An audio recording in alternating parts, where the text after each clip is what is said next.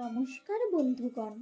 পূর্বে আমি আপনাদের মহান মুনি দধিচির তনু ত্যাগের কাহিনী বলেছি। তারপর কি হলো শুনুন। দধিচি মুনি যখন দেহত্যাগ করেন তখন তার স্ত্রী লোপামুদ্রা গর্ভবতী ছিলেন।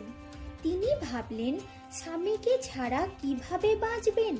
তাই তিনি যোগ বলে গর্ভাশয় থেকে শিশুটিকে বের করে একটি পিপ্পল গাছের তলায় রেখে দিয়ে অগ্নিতে প্রবেশ করে প্রাণ বিসর্জন দিলেন। তার পিসিমা গাছতলা থেকে তুলে নিয়ে এসে মানুষ করতে লাগলেন।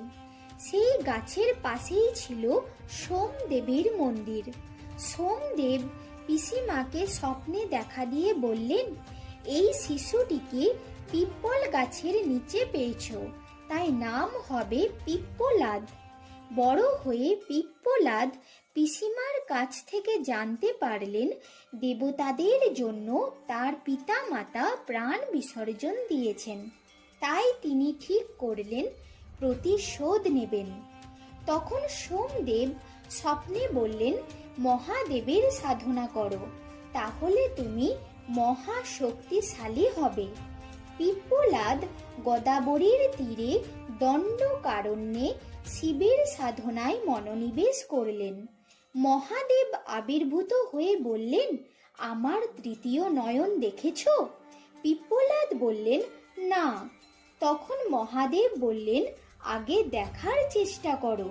তখন পিপ্পলাদ কঠোর তপস্যার পর শিবের তৃতীয় নয়ন দেখলেন। তা দেখে পিপ্পলাদ এক ভয়ঙ্কর কৃত্যা হয়ে উঠলেন এবং ছুটে গেলেন দেবতাদের ধ্বংস করতে। স্বর্গ রাজ্য ছাড়খাড় করে দিলেন। দেবতারা শিবকে বললেন পিপ্পলাদকে শান্ত করতে। মহাদেব তখন পিপ্পলাদকে বললেন, তুমি একজন মহান ঋষির পুত্র, যিনি স্বেচ্ছায় নিজের জীবন দিয়ে দেবতাদের রক্ষা করেছেন।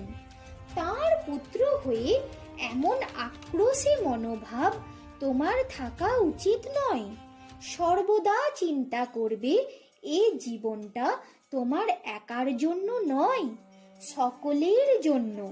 এমন কোনো কাজ করবে না যাতে অপরের কোনো অনিষ্ট হয়।